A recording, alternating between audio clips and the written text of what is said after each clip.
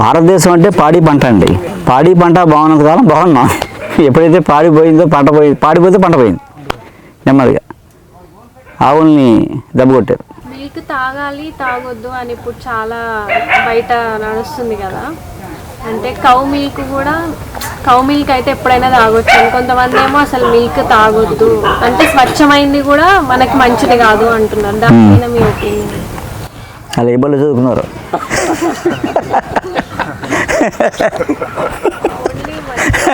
చెప్పేదేనండి. పాలు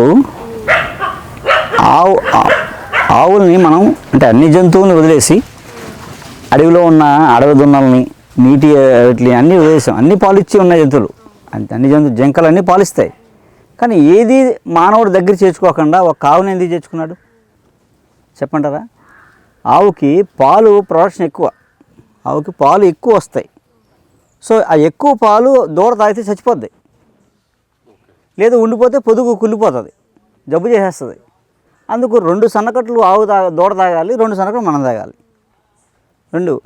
రెండు ఆ పాలు తాగడం వల్ల ఆ పాల వల్ల మజ్జిగి అంటే మనకి వాత పిత్త కఫాలు ఇన్బ్యాలెన్స్ అవ్వకుండా ఉండడానికి ఇప్పుడు నెయ్యి వల్ల వాతావరణం మన ఆరోగ్యం, ప్లస్ హోమాలు వాటిలో వాడడం వల్ల వాతావరణం, 2 పిడక మనం పొయ్యిలో పెట్టుకోవడం వల్ల మనకి వంట, 2 పంట, 2 వాతావరణం శుభ్రం అవడం, ఇలా ఎన్నో ఉపయోగాలు ఉన్నాయి ఆవు వల్ల. అదేంటండి, అందుకు ఆవుని మనం దగ్గర చేర్చుకున్నాం. 2 వ్యవసాయానికి అసలు పాడి ఉన్నప్పుడే పంట స్వచ్ఛంగా ఉండేది. నెమ్మదిగా ఆవులపై గేదెలు వచ్చాయి. అంతేనండి, భూమి పొల్యూట్ అయిపోయింది, వ్యవసాయ భూమి పొల్యూట్ అయిపోయింది. 2 విత్తనం మనం హైబ్రిడ్ విత్తనం అయిపోయింది. 2 రైతుకి సరైన గిట్టుబాటు ధర లేదు.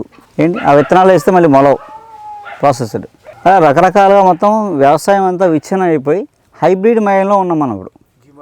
జిమోడిఫికేషన్ అది ఎంత దారుణం అంటే అవి తింటాం కదా మనం. అవి ఎలా చేస్తారు తెలుసా మీకు? విత్తనాలని హైబ్రిడ్ ఎలా చేస్తారు తెలుసా?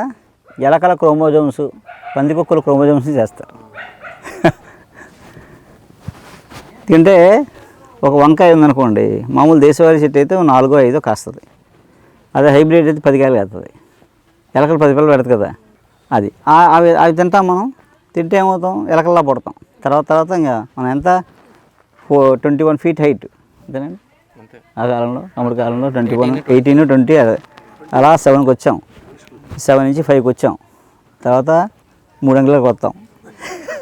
ఈ హైబ్రిడ్ విత్తనాలు తింటే, హైబ్రిడ్ కూడా తింటే లిల్లీ పొట్టి చెప్తారు కదా, వెంపాల చెట్టుకి నిచ్చినేసి పెడతారని అన్నమాట.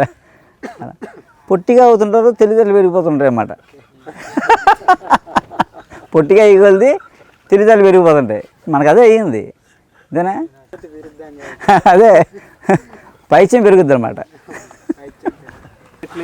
పాలు తాగొచ్చు, పాలు మంచిదే.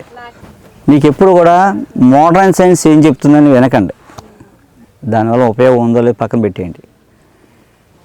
మీ పూర్వీకులు ఏం చేశారు? మీ తాత, అమ్మమ్మ, తండ్రి వాళ్ళందరూ ఏం చేశారు? వాళ్ళు బాగోలేదా? వాళ్ళందరూ పాలు తాగలేదా? మనకన్నా బాగున్నారా? వాళ్ళకైనా గ్యాస్ట్రిక్లు ఉన్నాయా? వాళ్ళు మజ్జిగ తాగారు కదా, నెయ్యి తిన్నారు కదా, హార్ట్ అటాక్లు ఉన్నాయా? నువ్వుల నూనె తాగారు కదా, ఏమైనా ఉన్నాయా? నేతి గారెలు తిన్నారు కదా, అంటే గారెలు నేతిలో ముంచుకుని తిన్నారు కదా, ఏమైనా గుండె జబ్బులు వచ్చాయా?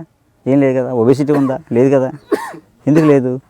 సో అవే వాటికి ఆ జబ్బులు రాకుండా చేసేవి.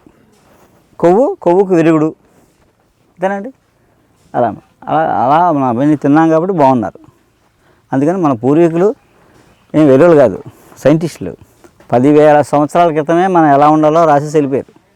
మనకి ఎలా జీవించాలో నేర్పేశారు. ఎప్పుడు లేగాలి, ఎప్పుడు తినాలి, ఎప్పుడు వండుకోవాలి, ఏం తినాలి, ఎలా వండుకోవాలి అని చెప్పారు. నా పేరు నానాజీ, ప్రతిపల్ మండలం లంకలవ.